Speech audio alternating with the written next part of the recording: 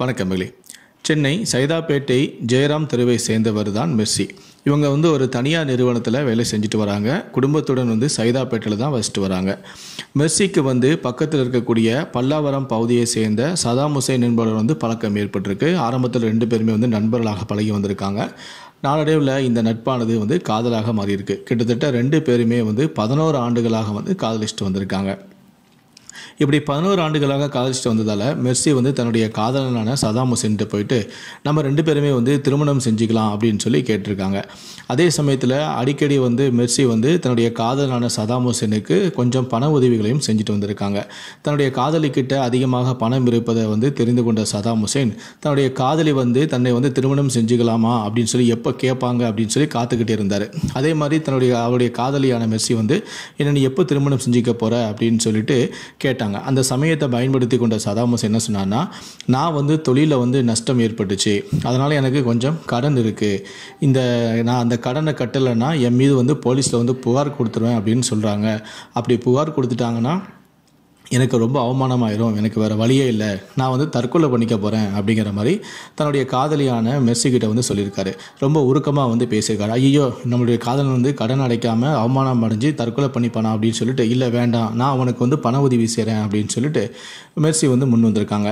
ஆரம்பத்தில் அவங்கக்கிட்ட இருந்த கேஷாக ஒரு 2 லட்ச ரூபா பணத்தை கொடுத்து, முதல்ல நீ வாங்கின கடனில் இதை கொஞ்சம் கொடுத்து அவங்கள கொஞ்சம் சமாதானப்படுத்தி வை, நம்ம கொஞ்சம் கொஞ்சமாக கடன் அடைச்சிடலாம் அப்படிங்கிற மாதிரி சொல்லியிருக்காங்க.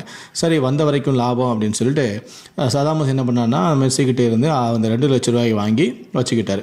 அதுக்கப்புறம் இல்லை பணம் பத்தாது, என்னை தொந்தரவு பண்ணுறாங்க, எப்படியாவது நீ எனக்கு பணம் ஏற்பாடு பண்ணி கொடு அப்படின்னு சொல்லி தன்னுடைய காதலிக்கிட்ட போய் கொஞ்ச நாளுக்கு அப்புறம் சதாம் ஹுசேன் போய் கேட்டிருக்காரு.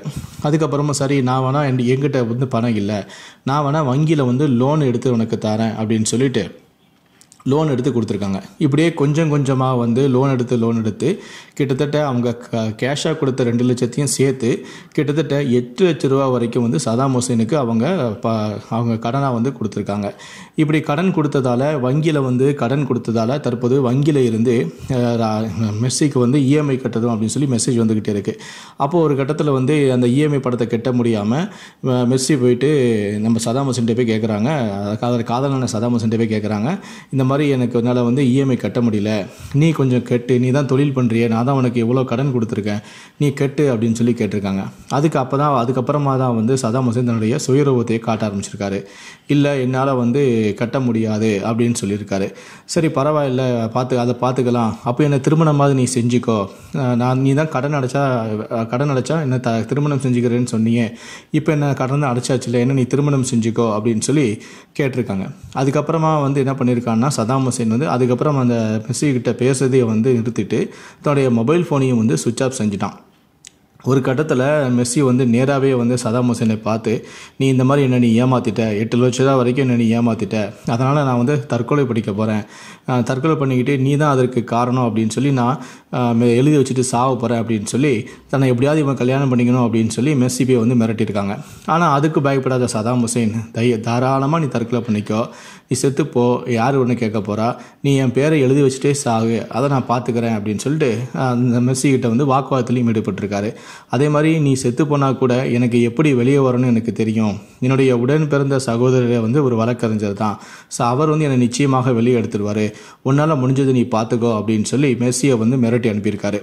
தான் ஏமாற்றப்பட்டதை உணர்ந்த மெர்சி 3 வருஷமாக கொஞ்சம் கொஞ்சமாக காதலன் சதாம் ஹுசேனுக்கு 8 லட்ச ரூபாய் கொடுத்த அந்த ஆதாரத்தை எடுத்துக்கிட்டு போயிட்டு குரோம்பேட்டை அனைத்து மகளிர் காவல் நிலையத்தில் போய் புகார் கொடுத்துருக்காங்க. ஆனால் அந்த புகாரை வாங்கி கூட பார்க்கவில்லை அப்படின்னு சொல்லிட்டு ரொம்ப வேதனை அடைந்த மெர்சி அதுக்கப்புறமா சென்னை காவல் ஆணைய அலுவலகத்தில் சதாம் ஹுசேன் மீது புகார் கொடுத்துருக்காங்க. புகாரின் அடிப்படையில் தற்போது போலீஸார் விசாரணை மேற்கொண்டு வராங்க. இதையடுத்து செய்தியாளர்களை சந்தித்து பேசிய அந்த இளம்பெண் தன்னை திருமணம் செய்து கொள்வதாக சுமார் 8 லட்சம் ரூபாய் வரை பணத்தை வாங்கி கொண்டு சதாம் ஹுசேன் தன்னை ஏமாற்றி விட்டதாகவும், பணத்திற்கு தான் மாதம் தவணை கட்டி வருவதாகவும் கண்ணீர் மல்க பேட்டியளித்தாங்க. அது மட்டும் இல்லை, தன்னிடம் பேசுவதை நிறுத்தி கொண்ட சதாம் ஹுசேனிடம் கேட்டபோது தனக்கு ஏற்கனவே நான் திருமணம் செய்ய முடியாது, எனக்கு ஏற்கனவே திருமணம் நடந்து விட்டதாகவும் சொன்னதாகவும் தெரிவிச்சிருக்காங்க. தன்னை தொந்தரவு செய்த செய்தால் உன்னை கொலை செய்து விடுவேன்னு என்னை மிரட்டியிருந்ததாகவும் அந்த பெண் வந்து சொல்லியிருக்காங்க. மேலும் சதாம் ஹுசேன் தன்னை போன்று பல பெண்களை ஏமாற்றி உள்ளதாகவும் தனக்கு தகவல் வந்துள்ளதாகவும் அந்த இளம்பெண் கூறியிருக்காங்க. என்னுடைய பணம் போனாலும் பரவாயில்லை, காவல்துறை வந்து என் பணத்தை வந்து மீட்டு கொடுக்கக்கூடிய அவசியம் இல்லை. ஆனால் கண்டிப்பாக தன்னை போல் மற்ற பெண்கள் இந்த சதாம் ஹுசைனால் ஏமாற்றி வந்திருக்கான், அதனால் அவனுக்கு தகுந்த தண்டனை கொடுக்கணும், அதை எப்படியாவது நீங்கள் வாங்கி கொடுத்துருங்க, எனக்கு என்னுடைய பணம் கிடைக்காட்டாலும் பரவாயில்ல, ஆனால் அவனுக்கு கண்டிப்பாக வந்து தண்டனை கிடைச்சே ஆகணும் அப்படின்னு சொல்லி சதாம் ஹுசைன் மீது தக்க நடவடிக்கை எடுக்கணும் அப்படின்னு சொல்லி அந்த பெண் வந்து பேட்டி கொடுத்துருக்காங்க. ஒரு வித்தியாசமான மோசடியில் வந்து காதலன் வந்து ஈடுபட்டிருக்காரு. தன்னுடைய கடன் இருக்குது, கடனை அடைச்சிட்டா நான் அவனை திருமணம் செஞ்சுக்கிறேன் அப்படின்னு சொல்லிட்டு அந்த இளம் பெண்ணை வந்து ஏமாத்திருக்காரு. இந்த சம்பவத்தை பற்றி உங்களுடைய கருத்துக்கள் என்ன அப்படிங்கிறத கீழே இருக்கக்கூடிய கமெண்ட் செக்ஷனில் மறக்காமல் சொல்லுங்கள். முடிந்தளவுக்கு இந்த வீடியோவை மற்றவங்களுக்கும் ஷேர் பண்ணுங்கள். மேலும் இது போன்ற பல வீடியோக்களை பார்க்கணும் அப்படின்னு வச்சிங்கன்னா மறக்காமல் இந்த சேனலை சப்ஸ்கிரைப் பண்ணுங்கள். நன்றி, வணக்கம்.